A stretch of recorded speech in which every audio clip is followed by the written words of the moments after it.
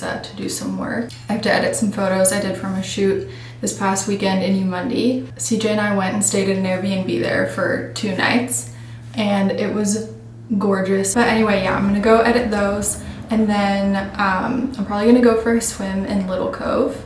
And then this afternoon I have pole and I thought it'd be fun to take you there and kind of show you the studio. And then, yeah, we'll just see where the day takes us. Okay, I'm just taking this clip on my phone, but I was just talking to CJ and I was like, oh, I just took a video of me talking and it felt so weird. And it made me realize, like, that's the first time I've actually ever successfully done it. Like, last year, I had to do an interview for a company and they needed a 2-minute long video of you just, like, telling them about yourself, basically. I turned the camera on and sat there silent for like 5 minutes, like just staring at the camera, completely frozen. It's so scary and almost disorienting at first.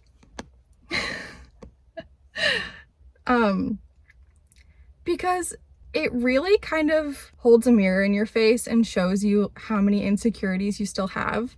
Because I tried to like vlog or make videos or something when I was like 18, could not do it, gave up basically because I was too shy. And then when I had to do this interview last year, I was like, oh my gosh, I'm so much more confident now, like this will actually be fun. And I went through an early life crisis because I was like, clearly I am not any more confident than I used to be. And this morning when I just filmed that clip, I think I did probably sound pretty awkward and like it's gonna take some time, but this is the first time I've ever spoken in full sentences to the camera and not wanted to die. So I'm happy about that, and that's a win. Anyway, I'm gonna go edit my photos and I'll show you around Noosa because it's really cute.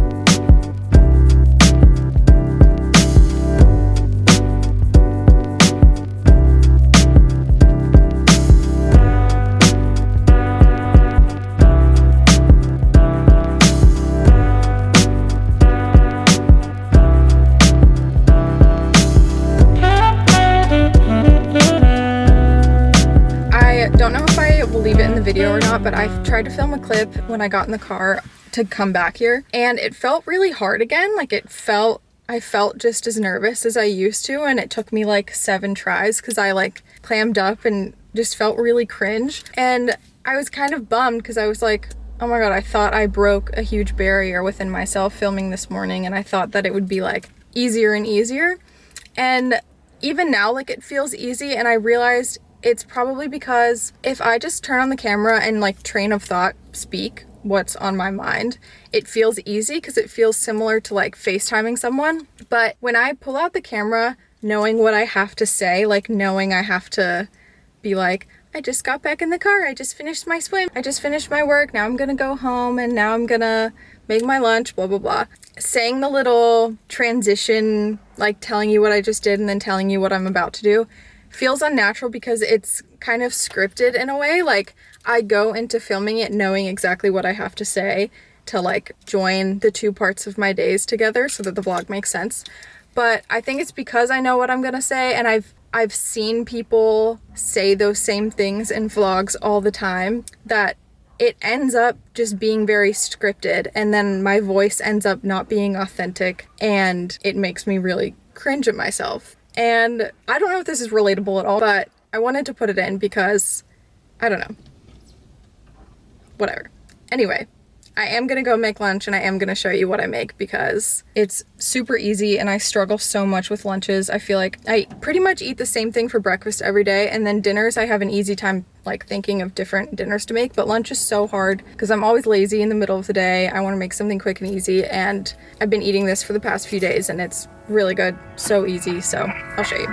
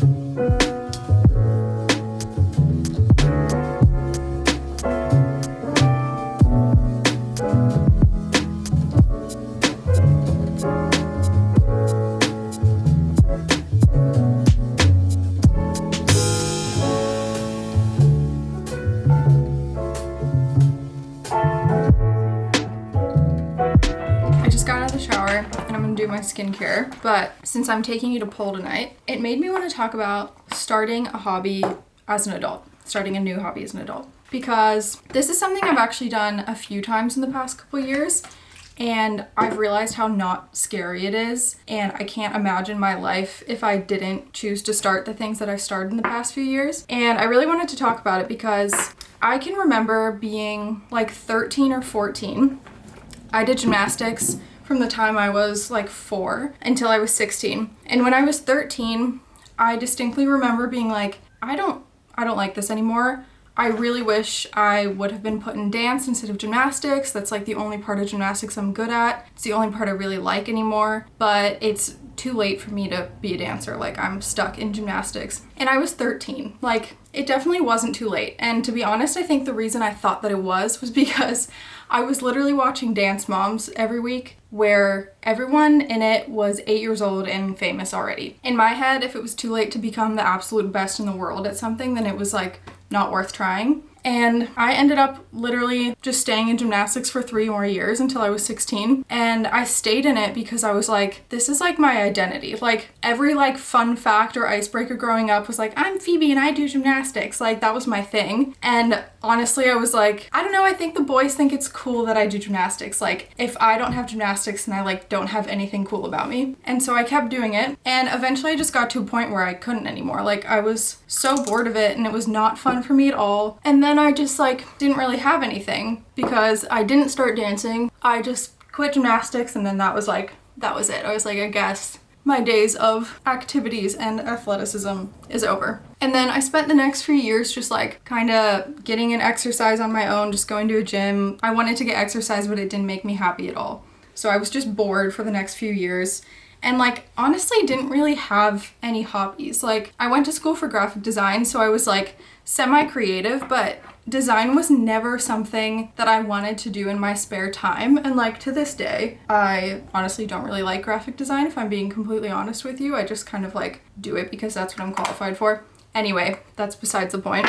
So I didn't really have many hobbies for like many years. And I think I started to kind of like lose a sense of identity, like, but that being said, there were so many things that I like wished I could do, but I thought it was too late. Like, I went back to the mindset of like, fuck, if I would have started dancing when I was 13 and now I'm 16, like, I'd be pretty good by now. But now that I'm 16, it's too late.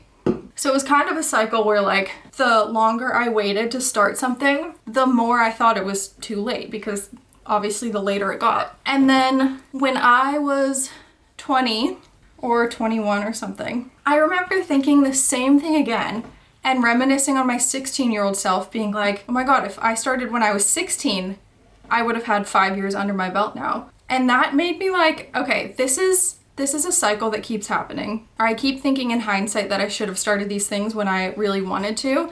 And, you know, however old you are in this moment, that's the oldest you've ever been. That's the latest you've ever been. But it's the earliest you ever can be again, or else life is just gonna keep passing you by. So I was like, okay, this is kind of my last straw. I'm gonna start something, because when I'm 30, I could have 9 years under my belt. And like, 30 is still relatively young. And so my friend took me to an aerials class, and I did like a few months of doing silks and lyra and stuff, and I had so much fun. I was so glad I started. But at the studio where I did aerials, they also had pole dancing. And I was always like kind of secretly in the back of my mind being like, that looks really fun. I kind of want to do that, but like, I don't know. There's obviously a stigma around pole dance, and I was like also naive. I don't know. I kind of perpetuated that by being like embarrassed about wanting to do it. So I didn't for a while. I went to a trial class and I really liked it, but I was like, you know what? I'm just not confident enough to start doing this and like tell my boyfriend, tell my roommates what I'm doing. Like, okay, my camera died, but I think I was saying how I did the trial for pole and really liked it, but was just like kind of scared to start and like scared to admit what I was doing, kind of, which is like, now that I know what I know about pole, it's like really stupid and like insensitive to be embarrassed about it, but I didn't know anything. Anyway, so I kept doing aerials, didn't do pole, and then the next time trial classes came around, I was like, you know what, I need to just do it, because I started aerials and I'm so glad I did, so chances are I will be glad I started pole too.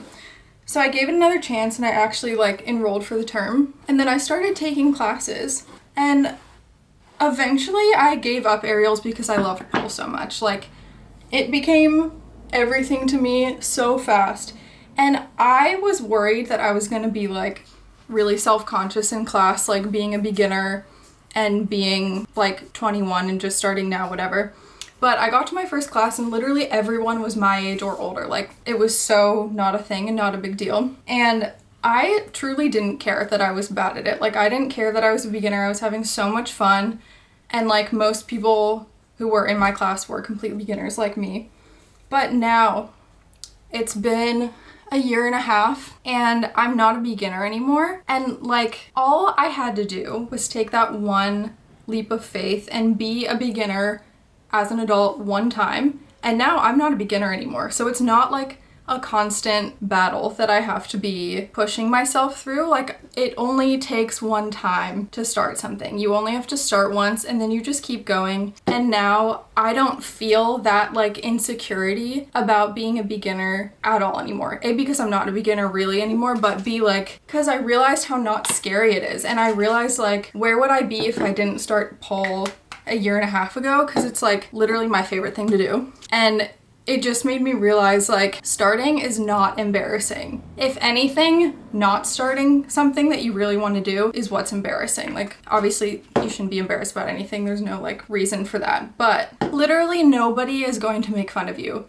for being a beginner or starting late. Like, nobody, unless they're completely insensitive and insecure in themselves. So I just wanted to share that, because if there's something you've been wanting to start and you happen to be watching this video, then this is your sign to just start. Literally nobody cares. As bad as it sounds, this is what I tell myself. Nobody cares about you enough to judge you. Nobody's paying that much attention to you. And I know that that sounds kind of like weird and negative, but I really don't mean it in a negative way at all. Like, I take comfort in knowing that like literally nobody cares about you that much to judge what you're doing. And if they do, like I said, it's a reflection on them. But yeah, then once I started pole, I kind of got in my era of starting things and like being comfortable starting things. So I started climbing as well at a climbing gym nearby. And that too has been amazing. Like, I'm so glad I started that. I'm like the hobby queen now, and I had no hobbies for so long and was like honestly sad about it for so long. And now I have too many hobbies and I don't know where to put my time, but it is the best problem to have, because I feel like so much fuller of a human, and like pieces of my heart that were empty are now full. Anyway, I'm getting cheesy, but if you want to give something a go, just do it. Literally nothing can go wrong, I promise. Okay, now I'm gonna go edit more photos. One more thing I just wanted to say. I'm growing out a pixie right now, so that's why my hair looks like not a real haircut, and it's just kind of a shag at this point. Anyway, not important, just wanted to say.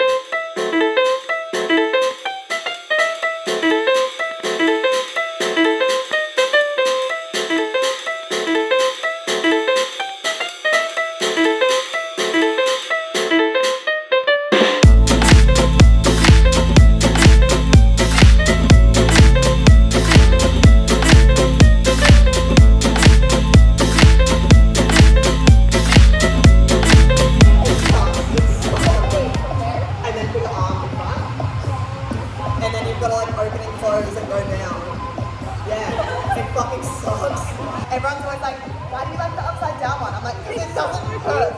Like, I'm top heavy 20. I'm not down. It's great. If I'm like this.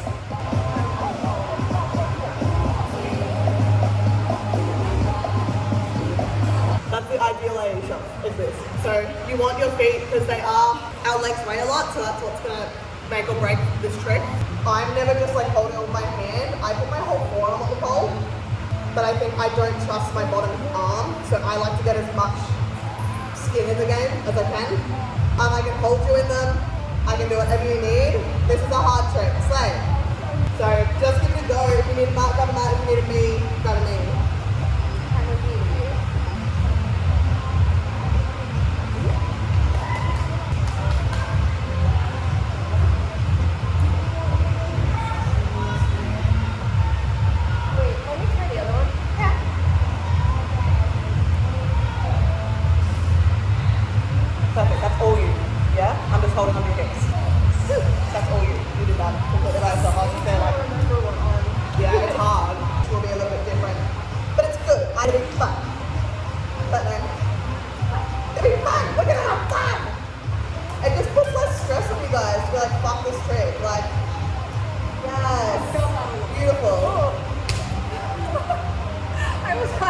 My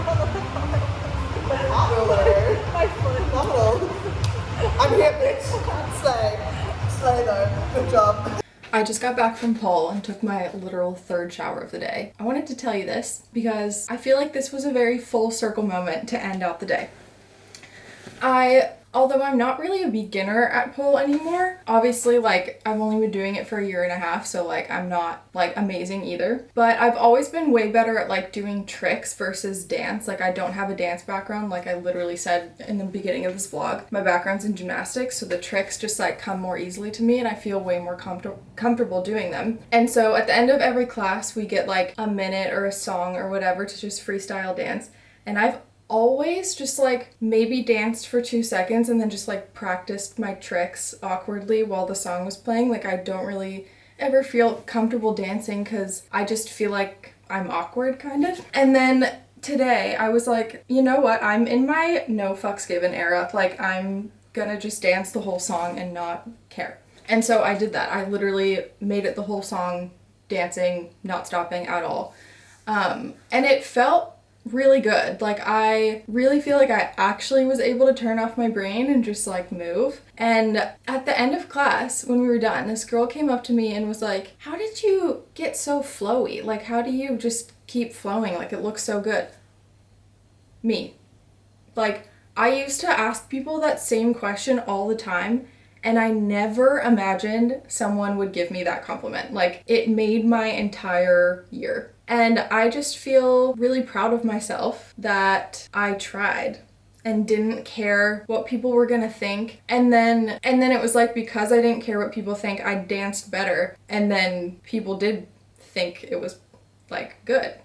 So I guess I'm just saying, it is true that the fear of looking cringe or feeling cringe is holding you back. And I know that's cheesy, but it's so true. Like, if you're living your life not doing certain things because you don't want to look cringe or you don't want to feel cringe or feel awkward or whatever, then you're not going to do anything life-changing or worthwhile, because everything that can be a pivotal moment in your life or any big change that you make can be met with like cringe or criticism. But if you go your entire life avoiding that feeling, then like literally what are you gonna do? Okay, I'm just repeating myself at this point. But also, that's not to say that like the reason that you should do something that might be cringe is because, you know, once you do it, it probably won't be cringy. Like, it might. It really might.